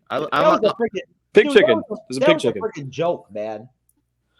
Yeah, it's funny because like he's like, oh, like don't mention he doesn't have a face. Like he's very sensitive about it. Like I love it's cute. That whole movie is cute. I love kind of growing up with a lot of friends who are Asian. Like the karaoke stuff, the kind of the multi-generational family in one dwelling. Like that's I'm Mexican, but like I like that stuff. Like they nailed that because that's exactly how my friends are and stuff.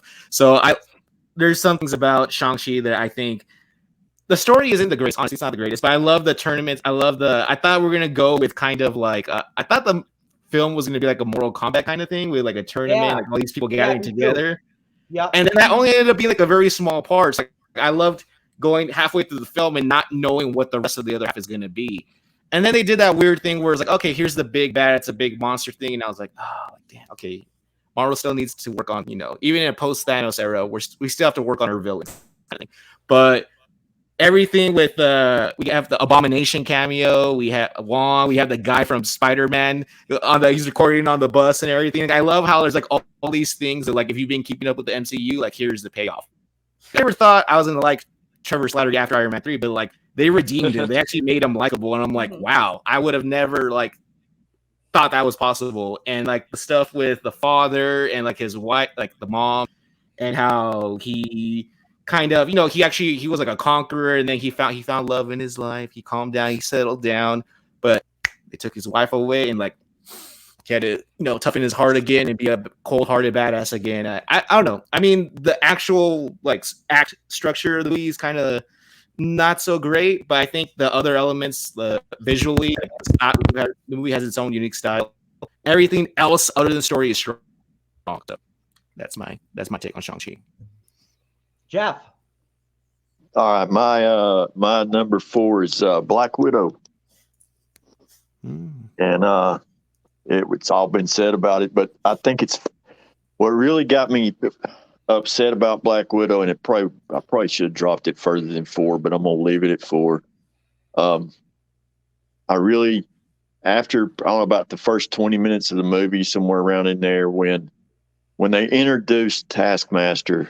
And I think it was right after Yelena got rid of the chip and she deserted. And then it was like right after that, it went to the main guide. They asked if they should go ahead and activate the Taskmaster protocol. And they show Taskmaster standing in front of a screen, and she's practicing all of their techniques, fighting techniques. I was fired up. I thought, oh, yeah, cool, this is going to be good. And then when they revealed Taskmaster. It was a big letdown. But we've talked about Black Widow through this thing, and I like Black Widow, but like I said, I grew up with the Marvel Knight version. I was expecting a lot more espionage type, but it was a good movie. I mean, and it, like I said, it's on my list. All-time favorite Marvel movie? No. Hey, you know what? It's on there. Hey, that's very kind of you to drop Black Widow at 4 since I threw it in there at 2. You know what I'm saying? At least somebody's getting at least close to me. You know what I mean? But all right. Well, I'll tell you what. I'll give you guys my 4. Did I already do my number 4? No. Okay. My number 4 is going to be the Falcon and the Winter Soldier. That makes sense. And I think it's very simple. Why? I mean, I think that basically watching that trailer just a minute ago impacted me. Like it did. Like it really brought me back to that series. You know what I mean? And it made me think about the positive aspects of it that I really liked.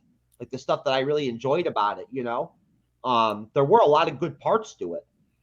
Even though I did say that I felt like it kind of lulled a little bit in between episodes at times. With the story a little bit, it seemed a little bit meandering or whatever. It had so many good elements. Zemo was awesome, he was great. I mean, John Walker was like the Monica Rambeau of the series without question, as far as I'm concerned. Like he was the MVP, like secondary character that stood out. Even though they wanted people to hate him, he still came out looking good by the end of it. And I love how they did his arc. It worked out. His arc flushed out perfectly. Now, not so much with Carly, you know what I mean, or with Sharon Carter as the power broker and all that jazz. That was kind of what. God bless you, Alexis.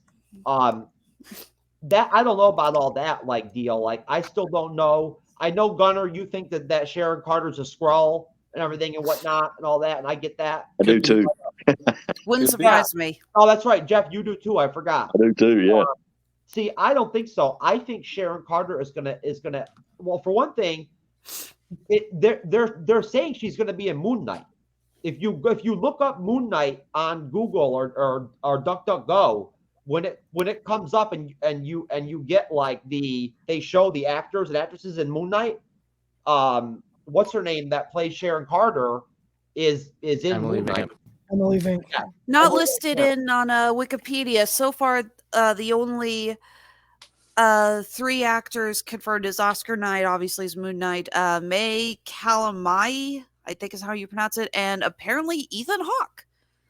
Yeah, I heard Ethan about Hawke. that. yeah. It looks like Ethan Hawke might actually be playing the lead villain if I'm reading this. Yeah, I think he's a villain. Yeah. Ethan Hawke, yeah, he's Alexis, to you and Arch, where do you think Sharon Carter ends up next? I've heard people say that they think that maybe she'll pop up in Armor Wars. Where do you think she fits in next? I'm gonna go with what you guys are saying. I vote Skrull. I vote Skrull too.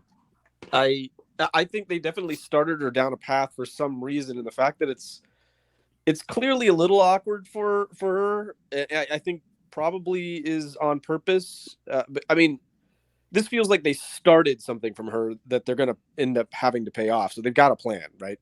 Mm-hmm. And I don't know why they would have taken her down this more villainous route. I mean, the only thing that's really seeming plausible is Skrull. I think they're going to want us to think that the big reveal is she's a Skrull, but I think she's going to be the fake out to whoever the giant reveal. I think there's going to be a huge reveal. I know in the comics it was Hank Pym. So someone at that level of a character is going to turn out to be a Skrull. I think we're going to think that it's Secret Invasion is going to be interesting how they make that work. Well, I just don't know why that's not a movie. That should be a big. I know it should be. I totally agree, Gunnar. Totally I don't know. I like the idea of expanding it onto a series, but in all fairness, that they haven't given us anything on any of the shows that are going to be popping up in that's true. 2022. We've gotten some images of the cast and everything. We got a 3-second shot from Nick Fury from Secret Invasion. That's all Hey, we've seen. shout out Sharon Carter in the What If Zombies episode in the Avengers. That was awesome. Oh yeah. I mean, I don't want to. This is going to be complete conjecture, but I mean, maybe this turns into a show movie kind of combo thing. Like, we know they're moving around, but there's not enough spoiled, and then there's a film something that comes out eventually where like somebody you weren't expecting. I don't know. It could lead somewhere. I feel like it's not going to end with a series anyway. If they do whatever they do with Secret Invasion.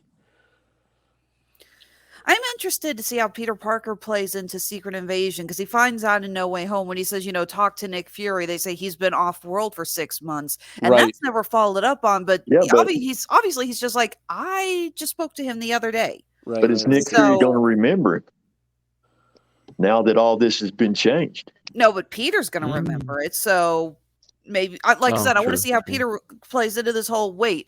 Because like I said, he finds out that, apparently who he's been talking to isn't Nick Fury. So I think that's going to be a major plot that was for the Secret Invasion show. But again, we have gotten nothing for any of these shows in 2022, not even release dates. Nope. No, and I'll tell you what. Why don't we go ahead and jump on to 5, guys? I'll tell you what. Jeff, why don't you start us off? All right. Well, now I want you to remember something. Now, I didn't do any list until I talked to you today. Yeah. Okay. So, all right. Number 5 for me is Falcon and the Winter Soldier, and it got number 5 for me because number 4 was Black Widow. And when I've already, obviously I'd already watched Falcon Winter Soldier before Black Widow came out, but I loved Falcon Winter Soldier. I loved the action in it, but I'm a big Winter Soldier fan, and I like Sebastian Stan as that character, and I hope that they keep him around as the Winter Soldier because he's a perfect Winter Soldier. I liked him better in the style of Civil War. And of course, Winter Soldier, Captain America, but I like to see the vicious side of Winter Soldier, but I know, that's changing now, but, I'm with you, Jeff. I'd actually had hopes originally that Sebastian Stan was going to be in the next Black Panther movie because they called him White Wolf. Right. And White Wolf is another character from the comics, but we've talked about this before. Marvel has a talent for combining a couple of different entities. So I thought they were going to combine Bucky and the White Wolf. Right. Then, and it basically like, okay, so after Falcon and Winter Soldier, Bucky went back to Wakanda. It's almost like they're going to switch the roles in the way it is now. I think Captain America will be Sam Wilson, obviously. Mm-hmm. And I think Winter Soldier is going to be the Falcon. You know what I'm talking? You know what I'm saying? He's going to be right There's there another with Sam. character who gets the wings at the end of Falcon and Winter Soldier. He's the new Falcon, I think, because in the comics he does pick it up. The guy who plays Sam. The guy that was that was in the military with him. Yeah, that's in the comics actually. Yeah, he takes up the Falcon title after Sam Wilson gets his promotion. Maybe they'll do a series with Winter Soldier, and actually we'll get to see him, be vicious again. I love the espionage of Winter Soldier in the comics, but anyway, Falcon Winter Soldier got number 5 for me, and that, I love the way they tied in the ending of Falcon Winter Soldier with Val talking with dadgummit, I call him U.S. agent, but that is his new title. Yeah, when she threw him out and said, black makes a big difference, because that's a big deal. Then Black Widow, she's at the cemetery and speaks with Yelena.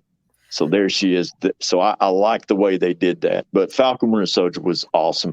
I went into it with pen and paper, pausing it, writing down everything in the extra credit scenes. I mean, dude, I've got paper after paper of stuff right now because I broke it down just like I did, WandaVision, like we talked about earlier. But anyway, I loved it. So it's number 5. It is interesting because Black Widow was originally supposed to come out before Falcon and Winter Soldier. So Valentina was supposed to appear first originally in that little post-credits scene and then get her full title afterwards. So it's one of those. It's like you I think it would have forgot been about that. You're right. Yeah. It was supposed to come out before Yep. Falcon Winter Soldier came out. I forgot about that. Yeah, sorry for the extra commentary here of chewing on the antler. No, that's all good. Yeah. Gunner, why don't Cleo you go- likes why it when don't- I hold her toys. Gunner, why don't you go next, and then I'll come after you, and then Andrew can wrap us up. Yeah, no, thank you, because mine is also Falcon and Winter Soldier, and I mean we've all said everything we love about it. Let me say what is disappointing was that they changed so much of it. They changed big, huge plot lines because of COVID. Because there was a whole subplot with Mama Donia, who was the leader of Carly Morgenthau's group. Right. Yep. I really hope Mama that Donia was the too, leader, and there was this disease that they were spreading out, and that's why that the scene where they were fighting on the trucks, they were stealing vaccines. So they pretty much they kept that fight scene, but cut out almost all the other references to the illness and to the vaccines. And I I think totally forgot about that, I Gunner. really yeah. hope there's a time So they that's release kind it. of something that it had working against it. But having said that, man, I just enjoyed this ride. I didn't, like I said, you know, my list is very series heavy on the front, and this is kind of on the low end of the series, which, you know, I mean, you could look at this and be like, man, this is my fourth favorite series. But these three other series I just love, and I love Falcon Winter Soldier. I just love these other ones so much, a little bit more. So yeah, I'm looking forward to the future of, you know, Captain America 4 when that comes out. And Oh yeah, everything that we've said already. Zemo was great. Sharon Carter was great. Io was great coming back. And heck, I mean, I think we'll see Bucky again, maybe in Wakanda Forever. I don't know. He seems to be on the outs with them, but you never know. well, yeah, most definitely. And of course, I'm going to jump right in, and I'm going to throw Spider-Man 3 up in there in that 5 spot, just because I got to finally do it. It's hanging there. I got to drop it at some point. So I mean, I'll drop it at 5, I guess, because I feel like it was a really good movie. I don't want to downplay it or whatever. Like, I'm gonna go watch it again in the theater. I want to see it again. I enjoyed seeing it and everything and whatnot. I just felt like, for me personally, the type of MCU fan I am, what I enjoy from certain MCU films and from shows and stuff and whatnot, unfortunately, for my tastes, what they gave us in Spider-Man No Way Home was not my tastes. Like, it didn't do anything. It didn't really get me on a lot of different levels. You know, like honestly, as awesome as it was that they did the multiverse and they brought in Tobey Maguire and they brought in Andrew Garfield and everything, I felt like they overextended some of the like silly humor and stuff like that and everything, and like some of the stupidity, like, you know, like with some of that like crap with them. At the same time, there were really awesome elements to it. Like, I mean, Doctor Strange is so awesome. I love him in anything. You could add him to any MCU film with like anything, any actor, other characters, and I love him in it. Like, I think he's great. So I mean, he was a great addition to put him in with Peter. And the fact that they did those villains, man, Doc Ock was great. Like, I love Doc Ock. Yeah. You know, like you And know, they gave them a lot of screen time. They gave all of them plenty of screen time. That's what I enjoyed. yeah, Doc Ock was great. Like, the Green Goblin was great. Electro was great. You know what I mean? Like, Jamie Foxx Electro was great. He looked great. The Lizard looked cool. You know, like, he did his thing and shit. You know, he was kind of like was pointless. Like, he had no impact on anything. You know what I mean? Exactly. Yeah. He was just there. It would have felt weird without him there, though. Let's face it. Sandman was confusing because I didn't understand his motivations at all. I don't know. The visual deal with him, though, was straight. Like, when they made him all big and shit and everything, and he had that huge face, that was dope. Like, I was down with Sandman with that shit. Other than that, Sandman was whatever. You know what I mean? He was whatever. He was like the Lizard. You know what I mean? Like, basically, I mean, you know, you know, at that point, I feel like it's interesting the direction they went with it, how it ended up wrapping up, the way that they're kind of sending Peter Parker off into his next trilogy is interesting. It really is. It's like Alexis has mentioned earlier in the show, like it's going to be interesting to see what direction they take with Peter Parker. And I mean, hey, I think that I could be wrong. Doesn't he have one more like guest appearance in another MCU film or something like that in his contract? You're talking about Tom Holland? Yeah, doesn't he have like one? He has one more. He has team more up than movie. one. doesn't he? Okay, there it is. Let's face it. I think Sony's currently working hard to thank you. Distance to themselves extend from that Marvel. contract. He's not going anywhere. He's not. I think I mean, they Sony's just did looking to distance themselves from Marvel with Spider-Man. I think they're getting cocky, thinking that they can do it on their own, and they don't want to share. And I just, I'm afraid for where Spider-Man's going to be. Well, we do have we do have Spider-Verse 2 coming out this year as well, Yep. which I don't I think am they're going genuinely anywhere. looking forward to. Which I think, looks yeah, I super. don't think they're going to. The trailer looked awesome. Mm-hmm. They just did the whole reset thing with him starting over from scratch. Like that has to be like for something, not just because like they're gonna, extend him. Like like Gunnar was saying, they're gonna extend that with him. Like they just did the reset with him in the movie, so.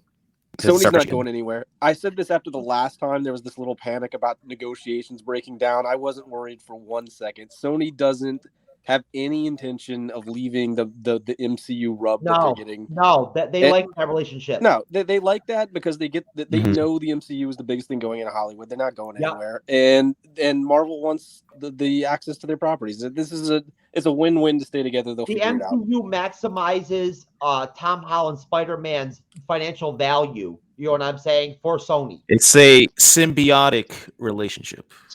it is. Go to the corner. No, I was gonna say, especially when you see just how much money No Way Home is raking in. Again, I'm pretty sure Tom Holland is currently meeting with Sony and Disney executives, and they're just saying it's like, okay, so how much money do we need to toss at you? We'll just keep on going. I think Tom's happy as hell. He's going to play it for a while. I hope he plays it till he's 40. I think it'd be great to look back and have this run of like 20 years of this one actor in this one role, starting off as a teenager and eventually playing a dad version of him. That'd be one of the coolest things that's ever happened in the genre. 13.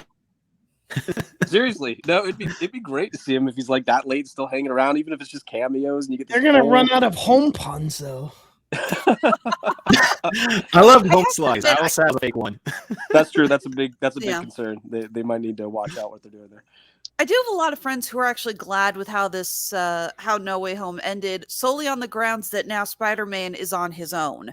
There was a lot of complaints from diehard fans that Spider-Man was Iron Man's protege. And while I do like that Tony Stark was the one who gave him the leg up, they didn't like that Spider-Man was getting everything from Stark Industries, that he had the Iron Spider suit and everything. Part of the appeal of Spider-Man was that being your friendly neighborhood Spider-Man, he was very down to earth. He made his own suit. He had to wash his own suit. How many jokes have we seen in the comics about Spider-Man saying, damn it, I got to do laundry? They wanted that, and we've got that now. He's on his own, and I feel that that's the Marvel saying, okay, then let's see what he can do without Stark Industries, and I like that. Awesome. Well, Andrew, you're our last contestant, brother.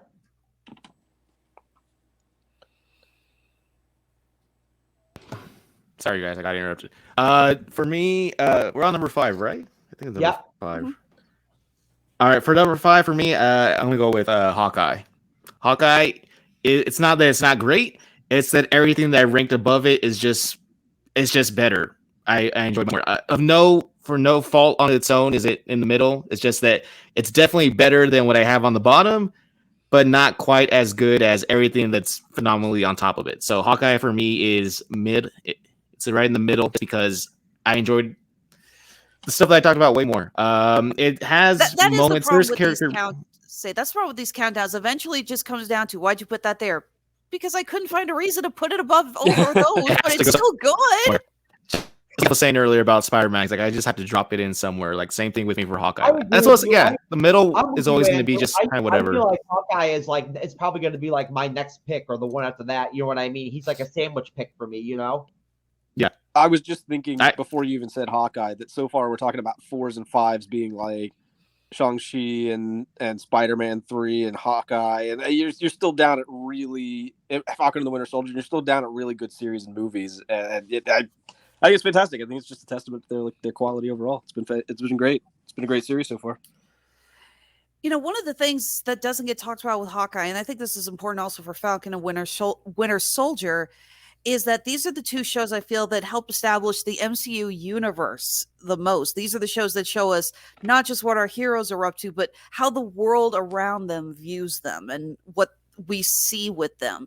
I love the idea that with Hawkeye, that the Rogers musical, and we're just like, that's how they're viewing right these superhero. Side note, the guy who wrote the scene with the Rogers musical, guy who wrote Rent. Amazing, really. Yeah. So I like that in Winter Soldier, because I feel that that's an important part of the MCU it's an important part of any superhero story that doesn't get talked about a lot. It's like we need to know not just what are our heroes doing, but how does the world view our heroes? That's an amazing point. One of my favorite little bits at the end of Avengers even is the newsreel as they're starting the credits. And it's just these clips of various interviews and people on the street and politicians talking about how they view it. And you can tell right then that there's a wide variety of like opinions and thoughts and political maneuvering to try to use the situation in one way or another. And even little things like the guy getting the Captain America shield tattoo and the other guy's getting his beard cut to look like Tony Stark. Right. The kids Just playing in the little street things like with the trash can lids again and stuff. All that. Right. Going back to Kate, just if I can, you can stop me if somebody else wants to go. But the two shows that you guys mentioned that I had other thoughts on were Falcon and the Winter Soldier, and then also Shang-Chi. I know we talked about that a little bit earlier, but that one I just thought was very worthy of being somewhere in this spot, just because it's got so much going on. They played a lot with the characters. It never slows down for me. I think it's just great throughout. They step up the action. It's got great pace. It just kind of gets more and more and more and more and more. And then if you eventually got dragon on dragon, it was insane. Falcon and the Winter Soldier, I watched this with a totally different perspective. U.S. Agent, I love this character. He's actually my favorite character. I know that sounds crazy, but the reason that is the first time I was ever experienced to any comics was a U.S. Agent trading card. They used to have those trading cards back in the early 90s or whatever. Oh my God, the Marvel trading cards. Yeah, the Marvel trading cards. Oh my God, I remember kids on the playground having booklets of those and going through them. That's how I learned about Carnage, Venom, and Lady Deathstrike. Right. Well, so the reason it was a big deal, I think is actually kind of cool looking back, because before that, I was never into comics. I just thought that it was a group of 5 people, and it was just kind of done like the Power Rangers. It didn't go very too far. I didn't know it was so. But when I saw it like U.S. Agent, I was like, oh, there's like various different like there's people that have been inspired by these other people. It's like a larger. It got me to realize there was this larger thing going on, and I started kind of like investigating it after that. So I always loved him. I loved his arc. I loved what they did with him in the show. I loved his appearance. I loved his costume. The whole thing. He's the one I want to see what happens more on. Just overall with the show, they did a fantastic job. There's tons of moments where I thought it was just great, from Bucky realizing he was free to like Sam and his staring contest. There was just all kinds of good one-on-one matches. Baron Zemo was amazing. There's tons of great stuff in there.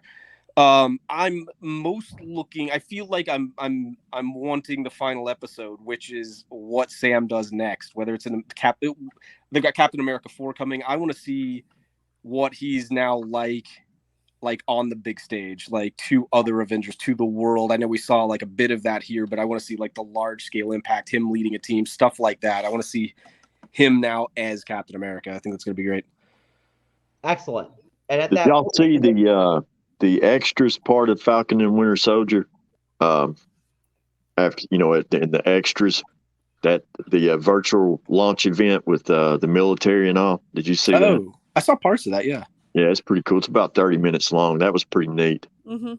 I didn't see that till after it already come out, but that was pretty cool. Well, if you don't mind me, Jeff, I'm going to jump in really quick and just give everybody a chance to go ahead and give last thoughts and go ahead and plug away on whatever you want to plug, so we can go ahead and call this one and put a pin in it. So why don't we go ahead and start with you, Alexis?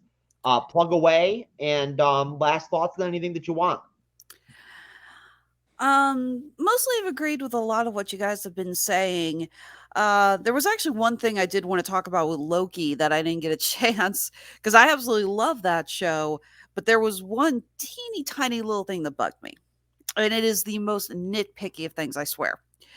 For the Radulich Broadcasting Network, we often will review and discuss certain graphic novels that tie into movies or TV shows that we're also talking about. So the week that we decided we were going to talk about Loki, Mark Radulich and I also discussed the Loki for President graphic novel, which is a personal favorite of mine. And we loved it, and we talked about it because, we were so excited since we saw, the vote for Loki variant in the trailers. And the fact that he was just barely in there, I was like, really? You teased us like that? Again, I have problems with Marvel when they do those little teases and they don't follow through. It's like don't show us President Loki and not actually use President Loki. Come on. This is why I don't watch trailers. I'm with you there. But I also share trailers on my company's Facebook page. So touche. All right. So, but yes, like I said, for the most part, I've agreed with you guys. Again, I'm really looking forward to what we're going to get with the TV shows here for Disney Plus and the MCU for 2022. Really hoping we get some new release dates coming up before too long. It's like we don't know when any of these shows are coming out yet. Marvel, you need to give us some updates. That is true. Let's hope that we get a Moon Knight trailer or a Doctor Strange 2 trailer or something here pretty soon, right? Well, we got our Doctor Strange 2 trailer at the end of Spider-Man No Way Home. Oh, well, that's not what I mean. You know what I mean. Fair enough. But anyways, Alexis, do you want to go ahead and mention anything as far as Honeysuckle Rose Creations or? Yeah, so that's my company, Honeysuckle Rose Creations, where fashion meets fandom at the intersection of geek and chic. I'm a Comic-Con vendor. We also sell handmade items. I'm sorry? Go ahead. I just didn't hear what you said. I'm sorry. I think we just laughed. Or we're agreeing. We enjoyed that. Okay. There you go. Our convention season is not going to start up until March. We are officially booked for a couple of shows that are coming up, including the Lexington Toy Show and Comic-Con, Planet Comic-Con in Kansas City, Colorado Springs Comic-Con, Fan Expo St. Louis. We're waiting to hear back about Fan Expo Denver and a couple of other shows. Really excited to get back on the road here pretty soon. Until then, you can always find us on our Etsy and Handmade at Amazon shops. Everything is fully stocked. You can also find us on Facebook and Twitter. Our Instagram page is down. I'll keep this short. We got hacked over the holidays, and my Instagram page was nuked. We got viciously attacked by hackers. Wow. So I am probably going to have to make a new Instagram page for Honeysuckle Rose Creations here in the near future. So till then, you can still find us on Twitter and Facebook. So it's Honeysuckle Rose Creations, the intersection of geek and chic. All right. Fabulous. Gunner, what do you got, brother? Yeah, one thing I can't believe I forgot to mention it, but it's going back to Loki. Freaking Loki is DB Cooper, one of the greatest mysteries of all time. I love that. I love the story of DB Cooper, and I love that it's Loki. That's great. I just love that I could tell my parents that joke. They're not Marvel fans, and even they thought that was hilarious.